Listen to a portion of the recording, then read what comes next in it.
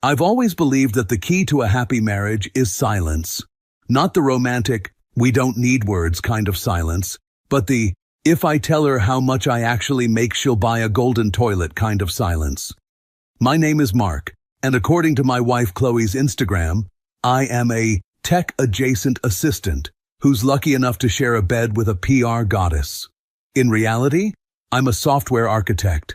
I solve problems that involve more zeros than Chloe has followers, and I do it while wearing socks that I'm pretty sure have been discontinued since the late 90s.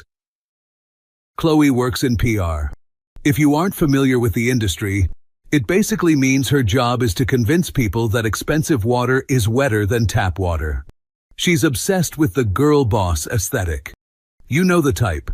Blazers with shoulder pads sharp enough to take out an eye, $9 lattes, and a vocabulary consisting entirely of words like synergy, manifesting, and impactful. She's so busy manifesting her best life that she's completely failed to notice who's actually paying for the manifestation. For the past 3 years, our financial dynamic has been a masterpiece of delusion. Chloe spends her entire paycheck on Gucci belts, artisanal candles that smell like ambition, and dinners with influential friends who are really just people with leased Ferraris and maxed out Amex cards. Meanwhile, I'm the ghost in the machine. I pay the mortgage, I pay the property taxes, I pay for the insurance, the utilities, and the $400 a month organic landscaping service that Chloe insists we need so the neighbors don't think we're struggling. I never corrected her. Why would I? It was like watching a kid play with a toy steering wheel in the passenger seat. As long as the car stays on the road, let her think she's driving. But lately, the steering wheel started hitting me in the face. The red flags didn't just pop up. They performed a choreographed routine with pyrotechnics. It started with Brian. Brian is her creative associate, which is PR speak for the guy who spends 4 hours choosing a font. He's a walking LinkedIn profile, all teeth, cheap cologne, and a LinkedIn banner that says, Disruptor. Chloe started posting photos of them at late-night strategy sessions, with captions like, finally working with someone who matches my hustle. Ouch. My hustle, apparently, consists of sitting in my home office, which she calls the cave, and staring at lines of code that look like Matrix vomit to her. She treats my job like a hobby, something I do to keep myself busy while she goes out and wins the bread. Mark, honey, she told me last Tuesday, looking at me over her designer sunglasses while I was eating a bowl of cereal in my favorite oversized hoodie. Maybe you should try getting out more.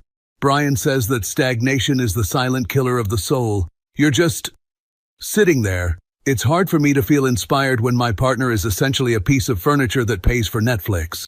I choked on a Cheerio. A piece of furniture? Chloe, I'm literally refactoring the entire back-end architecture for a fintech firm right now. If I stop sitting here, your credit card stops working in about 48 hours. She just rolled her eyes, that practiced cinematic roll that she probably rehearsed in the mirror. There you go again, getting defensive. It's not about the money, Mark. It's about the energy. You have the energy of a damp sponge. Try to have some self-respect. Maybe put on a collared shirt? For me? I looked down at my hoodie. It had a small coffee stain that looked vaguely like the Batman logo. I liked it. But according to Chloe, I was the ballast. The weight holding her soaring hot air balloon of a career down to earth. She didn't know that the only reason her balloon hadn't crashed into a dumpster fire was because I was tethered to the ground, holding the ropes with both hands and a very heavy bank account. But the thing about being the silent provider is that eventually, people start to think you're just a silent spectator. Chloe had started openly mocking me in our group chats. She'd send memes about stay-at-home boyfriends and tag me. Our friends, mostly her PR circle of vultures, would chime in with LOL, and Mark is so chill. I wish I could just do nothing all day. Even my own mother isn't immune.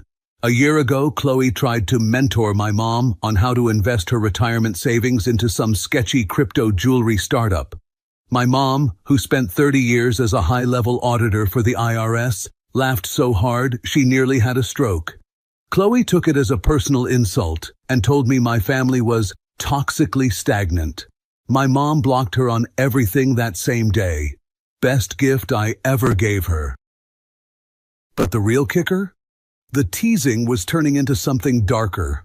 I saw a notification pop up on her iPad, which, by the way, is synced to our family cloud that I manage. Brian, is the basement dweller still there? I'm tired of having to whisper when we're on the phone. That house is way too big for 3 people, and one of them is basically a ghost.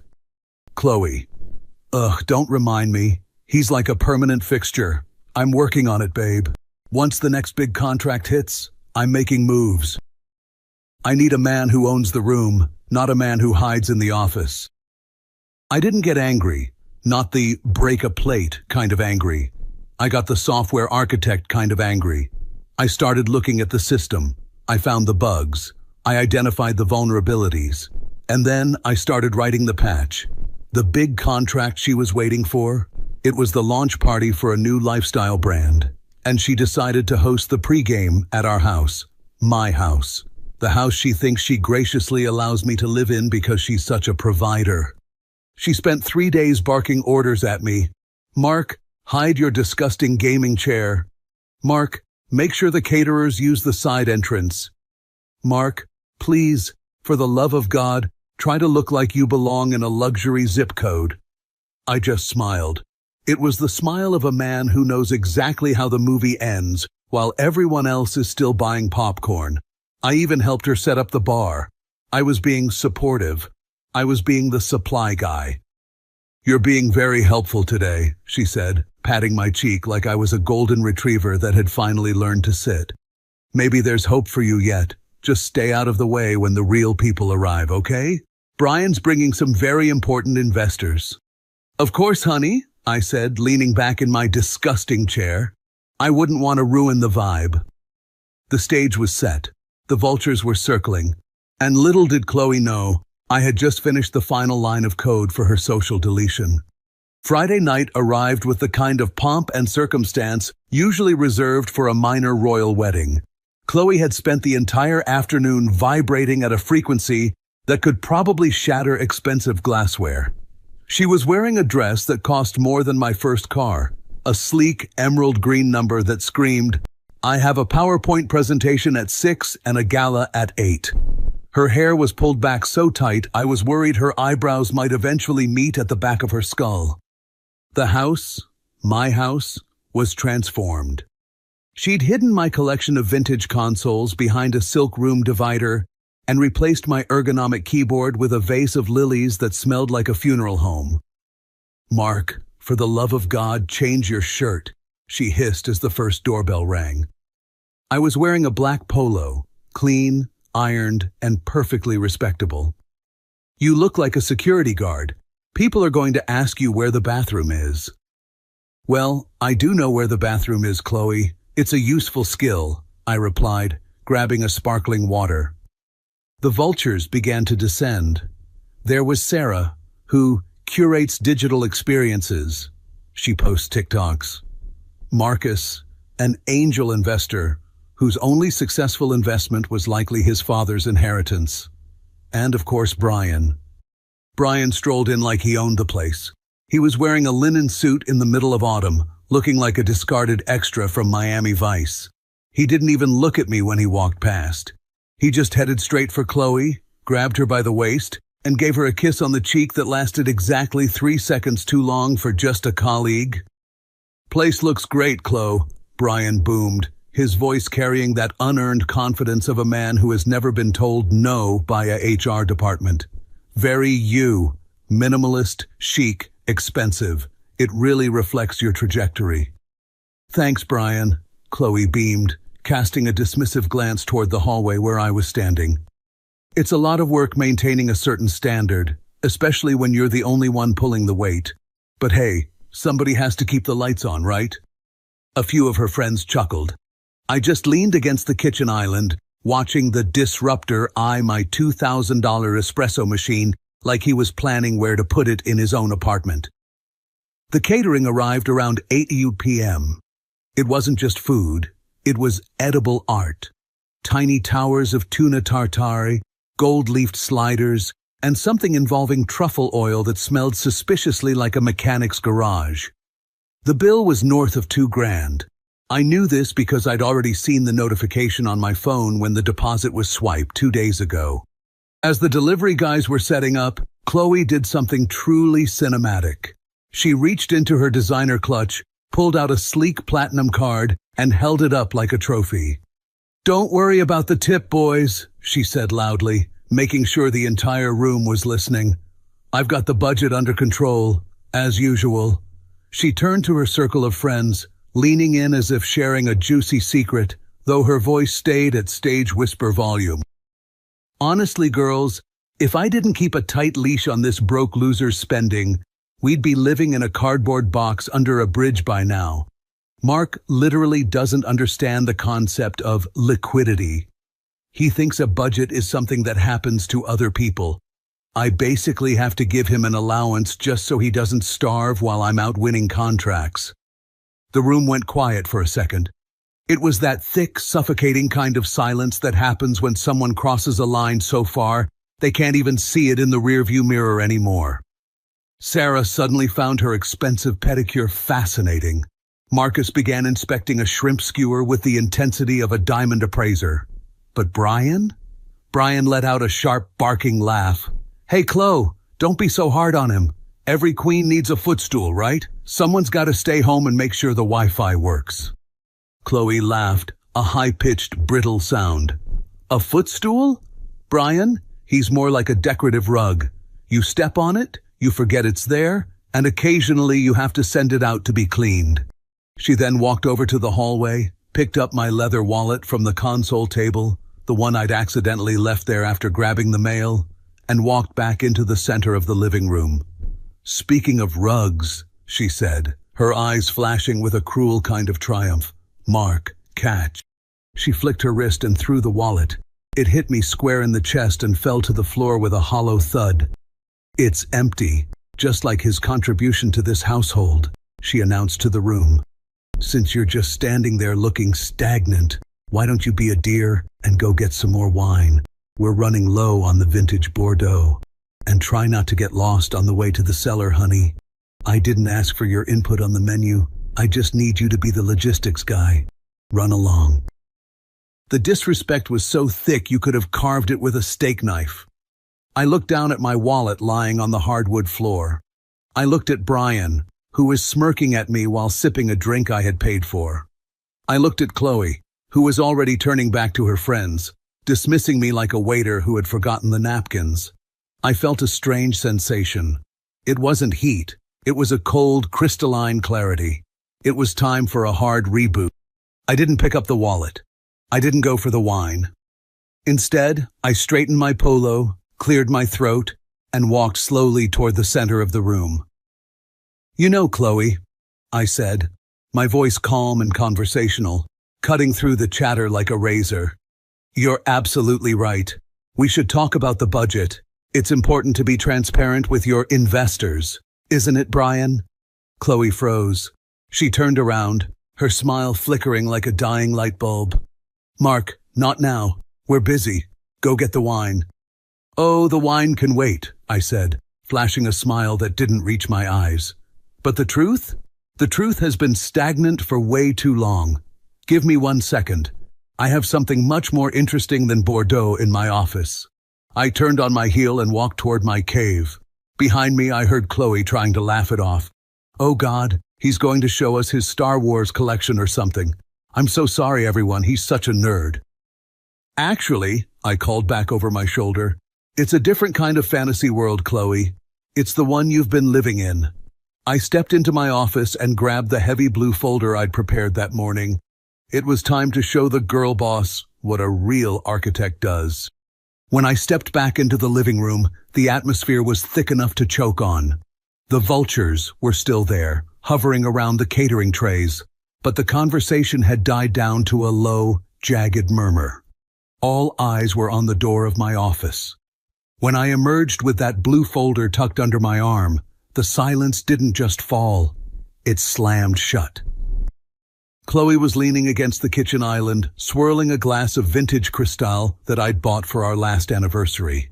She looked at me, then at the folder, and let out a laugh that was meant to be breezy, but sounded like breaking glass. "Oh, look at this," she said, projecting her voice so even the catering staff in the back could hear. "The architect has returned from his lair. What's that, Mark? A manifesto? Or are you finally going to show us the blueprints for the world-changing app you've been developing for 3 years, while I've been paying the bills?" Brian, standing right next to her, leaned in and whispered something in her ear that made her smirk. He looked at me with a look of pure, unadulterated pity. "Easy, Chloe.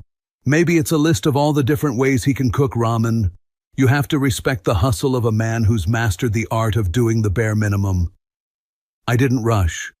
I walked slowly to the island, cleared a space between a plate of half-eaten Wagyu sliders and a vase of lilies, and placed the folder down. I looked Chloe dead in the eye. "You know, Chloe," I said, my voice calm and conversational, "I've spent the last hour listening to you rewrite history. It's impressive, really. If PR doesn't work out, you have a stellar career ahead of you as a fiction novelist. But the thing about fiction is that it eventually runs into the cold, hard wall of non-fiction." "Non-fiction? Is that what we're calling your little hobby now?" Chloe stepped closer, her perfume, something expensive and aggressive, hitting me in waves. "Mark, let's be real for a second. We are in a room full of people who actually do things. Brian just closed a 6-figure branding deal. Sarah just launched a national campaign. And you? You're the guy who stays in the shadows and hopes nobody notices you're a ghost in your own home." "A ghost?" I chuckled, flipping the folder open to the first page. "That's an interesting choice of words, because a ghost doesn't have a signature, a ghost doesn't have a tax ID, and a ghost certainly doesn't have a bank account that looks like this." I slid the first document toward her. It was a certified bank statement, the kind that doesn't leave room for creative interpretation. "What is this?" she snapped, barely glancing at the columns of numbers. "More of your tech bro gibberish?" "It's a map, Chloe," I said. "Look at the highlighted rows. See that recurring transfer of $8,000 every month? That's from my private business account to our joint household fund. The one you told everyone tonight you manage so I don't starve. Now look at the outbound payments. That $2,500 for your PR strategy clothes, paid by that transfer. The $3,000 for the wellness retreat you took with Brian last month, also paid by that transfer." Chloe's hand, the one holding the glass, froze. Her eyes started darting across the page, her brain finally catching up to the data. This is just one account," she stammered, her voice losing its edge. "I have my own income. I'm a partner at the firm." "A partner?" I raised an eyebrow. "Chloe, I've seen your income. Your salary barely covers the interest on your 3 secret credit cards. Speaking of which," I flipped to the next page. "I took the liberty of paying off the $42,000 balance on your Amex last week.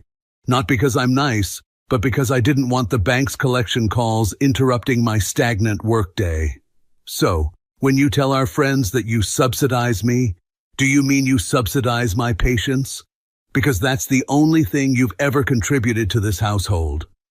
The silence in the room was now so absolute, you could hear the hum of the wine fridge. Brian's smirk had vanished, replaced by a look of profound confusion. He looked at the paper, then at Chloe. "Chloe? What is he talking about? You said the house was part of your equity package from the early days." I almost felt sorry for him. Almost. "Oh, Brian," I said, turning to him. "You really should do better due diligence before you try to disrupt someone's marriage. Equity package? That's adorable." I pulled out the title deed. The heavy, embossed paper felt like a weapon in my hand. I didn't slide it this time. I held it up like a trophy. "This is the deed to this house, Brian. It's held by the Sterling Family Trust. It was established years before Chloe and I even met. I am the sole trustee. I am the sole beneficiary. Chloe isn't a partner. She's not an owner. She's not even a tenant.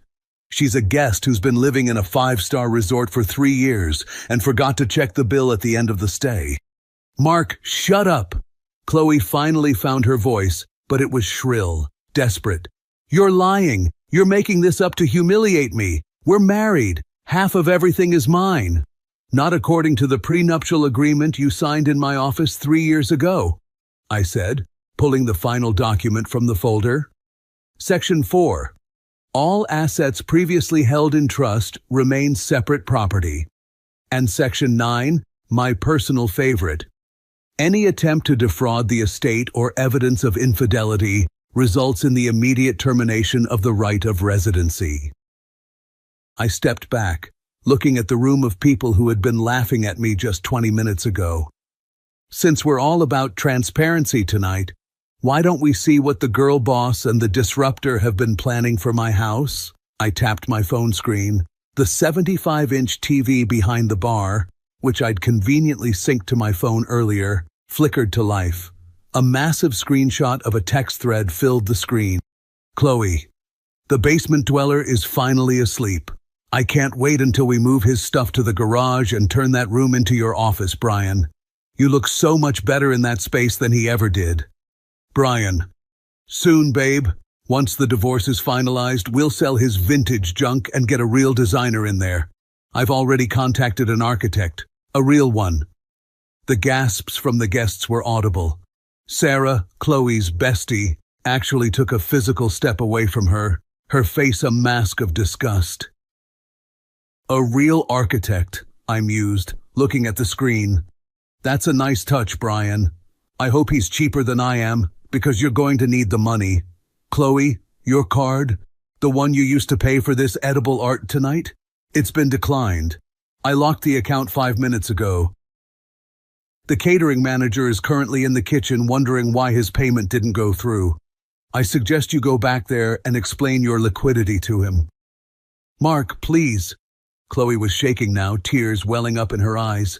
"It was just talk. We were dreaming. You can't do this." "I'm not doing anything, Chloe. I'm just executing the code," I said, my voice turning into ice. "I've already revoked your access to the smart home system. Your phone is no longer on the Wi-Fi. Your car, the one registered to my company, the remote starter is disabled and the GPS is tracked. You have 30 minutes to pack a bag." "Just one. Brian, since you're so eager to disrupt things, you can help her carry it out to your car. I assume you have space in your minimalist apartment? Or is that a lie too?" I turned on my heel, heading for my office door. "Mark, you can't leave me like this. What am I supposed to tell people?" she screamed after me. I stopped at the door, hand on the handle. I looked back over my shoulder and gave her the smallest, coldest smile she'd ever seen. "Tell them whatever you want, Chloe. You're the PR expert. Spin it.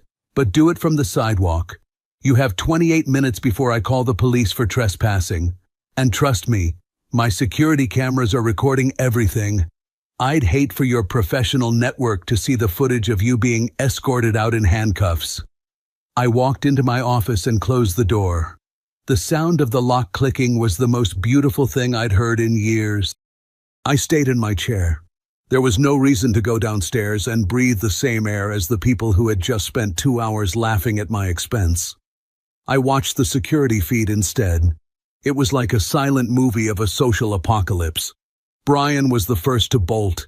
He didn't even look at Chloe as he grabbed his linen blazer and practically vanished through the front door. The rest of the vultures followed in a blur of silk and panic, leaving the front door wide open. Chloe stood alone in the center of the living room, her expensive champagne glass still in her hand, looking at the flickering TV screen where her betrayal was still frozen in high definition.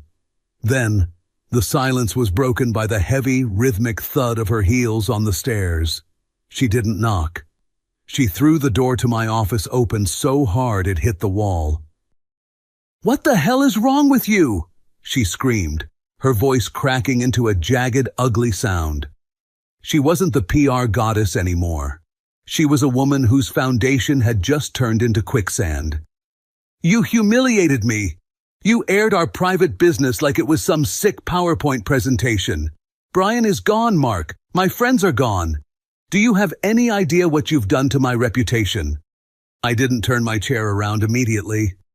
I looked at her with the same detached curiosity I'd used to examine a legacy bug in an old program. "Your reputation?" I asked, leaning back. "You mean the one built on my bank statements?" "That wasn't a reputation, Chloe. That was a facade. And facades require maintenance. I'm just retiring as the contractor." "You can't do this!" She marched up to my desk, slamming her glass down so hard some of the vintage crystal splashed onto my keyboard. "I am your wife. We are a team. So what if I talked a little trash? So what if Brian and I got close? I was lonely, Mark. You're always in here, in this cave being stagnant. I needed someone who actually lives life." "And yet," I said, pointing to the monitor, "the moment the stagnant guy stopped paying the bills, your life-living partner vanished faster than a 404 error. Did Brian mention where you'll be sleeping tonight? Because I checked the logs. He's already blocked your MAC address from his personal hotspot." "Mark, stop it with the tech talk." She was trembling now, her hands shaking as she reached for the blue folder I'd left on the desk. "This trust thing, it's a joke, right? You're just trying to scare me.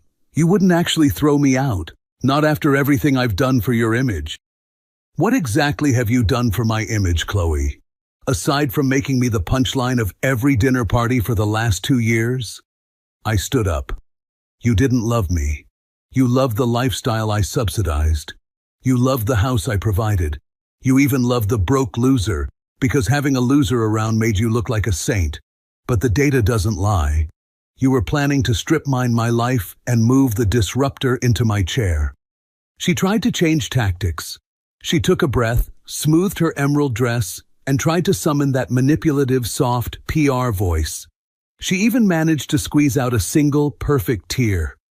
"Mark, honey, I was confused. Brian was in my head. He told me I deserved more, and I listened. But I see now. I see how much you've done. Let's send everyone an email.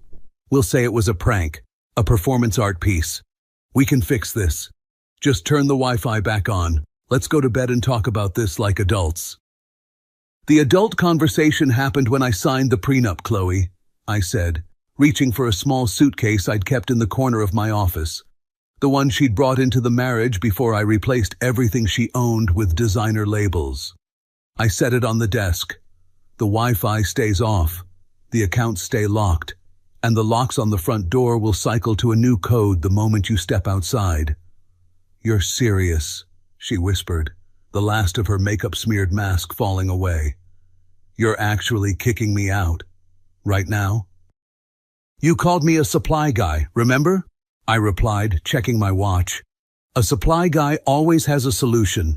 I've already called an Uber for you. It's a basic Toyota Camry, not a black car, not a limo.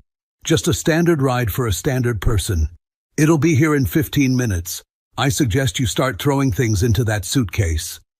She stared at me, her mouth hanging open. "A Camry? Mark, my friends. People will see." "There are no friends left, Chloe. Look around. They didn't even finish the sliders. They left the second they realized you weren't the one holding the checkbook. That's the problem with building a circle based on synergy. The moment the energy stops flowing, they disappear." She let out a sob, a real one this time, not the practiced cinematic one she used for Instagram stories. "Why?" she asked, her voice muffled as she dug through the closet. "Why tonight? Why like this?" "Because you threw a wallet at my face, Chloe," I said quietly. "You could have cheated, you could have lied about the money, and I might have just handled it through lawyers quietly. But you decided to humiliate me in my own home, in front of the people I feed. You tried to take away my dignity to boost your image. That's a bug in the system that I can't patch. I have to delete the whole program." "I hate you," she hissed, her face contorting into something unrecognizable. "You think you're so smart? You're just a lonely, pathetic little man who has to buy people's love because you have no soul." "Maybe," I said, turning back to my monitors. "But I'm a lonely, pathetic man who owns the building you're currently trespassing in. You have 12 minutes, Chloe. After that, The security system automatically triggers a vacant property alarm to the local precinct. I'd hate for your first night as a single mogul to be spent in a holding cell. She grabbed the empty suitcase, screaming a word I won't repeat, and stomped out of the office.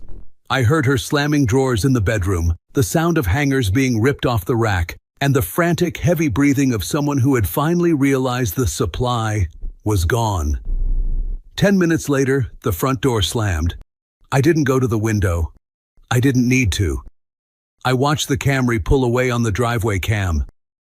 It's been exactly 6 months since the great PR collapse, and I've spent most of that time enjoying the kind of silence you can only buy with a solid prenuptial agreement and a very expensive security system. People sometimes ask if it's hard to move on after a 3-year marriage ends in a 30-minute eviction. My answer? 3 years isn't a lifetime. It's just a long-running beta test that failed. I've had code refactoring projects that took longer and felt more emotionally draining than cutting Chloe out of my life. Chloe's attempt to sue me was the most entertaining piece of fiction I've read in a decade. Her lawyer, a guy who clearly specialized in personal injury and had a tan that looked like it was applied with a spray paint gun, tried to argue intentional infliction of emotional distress. They sat across from me in a glass-walled conference room. Chloe was wearing a Zara blazer, trying to look like the boss girl she used to be, but her hands were shaking so hard she couldn't even pick up her latte. My client contributed 3 years of her life to the Mark brand, her lawyer drawled, leaning back. She deserves a lifestyle settlement. The house, the trust, the liquid assets. We're looking at a 50-50 split, Mark. Or we go to court and show the world how you bullied a successful woman. I didn't even look at him. I just slid a tablet across the table. On that screen, I said, my voice as flat as a dial tone, you'll find the metadata for every single one of Chloe's credit card transactions over the last 36 months. You'll also find the geotags for her business trips with Brian, which, coincidentally, match the GPS data from the car I own. And then there's the final file, the 4K footage of the night Chloe threw a leather object at my face in front of 12 witnesses. I leaned in, watching the lawyer's tan turn a sickly shade of gray as he scrolled. In this state, Chloe, emotional distress is hard to prove when you're on camera committing battery and planning financial fraud. My offer? You take your clothes, you keep the $12,000 you borrowed from the joint account the morning after the party, and you sign a non-disclosure agreement that keeps your name out of my upcoming biography. Otherwise, I release the TV presentation to the local news. Think of the PR, Chloe. It would be impactful. She signed the papers in less than 10 minutes. She didn't even look at me when she left. She just grabbed her knockoff handbag and walked out, her heels clicking with a lot less confidence than they used to. Thanks to a few bots I have monitoring social media trends, I occasionally get a ping when her name surfaces. She's currently living in a studio apartment in a part of town where luxury means the elevator works 3 days a week. She's working as a junior social media manager for a company that sells organic dog treats. Her Instagram is still active, but the content has shifted. Now it's all about the healing journey and finding wealth in simplicity. She posts photos of her morning oatmeal with captions like, stripping away the excess to find the real me. Translation: she can't afford the $9 lattes anymore, and the only thing she's manifesting is her rent payment. As for me, I sold the house. Every time I walked into that living room, I could still smell the lingering aura of Chloe's fake synergy. I bought a new place. It's all concrete, glass, and steel. There are no guest rooms. There is no lifestyle branding. It's just me, my servers, and a view of the ocean that doesn't require a filter to look beautiful. I'm currently dating a woman who's a senior cybersecurity analyst. Our first date was 4 hours of us arguing over the best way to encrypt a private database. She wears hoodies, she pays for her own coffee, and she thinks girl boss is a derogatory term for someone who doesn't understand back-end logic. Last night, I found an old wallet in a moving box. It was the one Chloe threw at me. It was empty, just like it was that night. I looked at it for a second, remembered the broke loser comment, And then I did the only logical thing. I tossed it into the fireplace. It burned with a bright, clean flame. If you felt this story hit hard, drop a like, subscribe for more, and share your thoughts in the comments. Your support keeps Steelheart beating.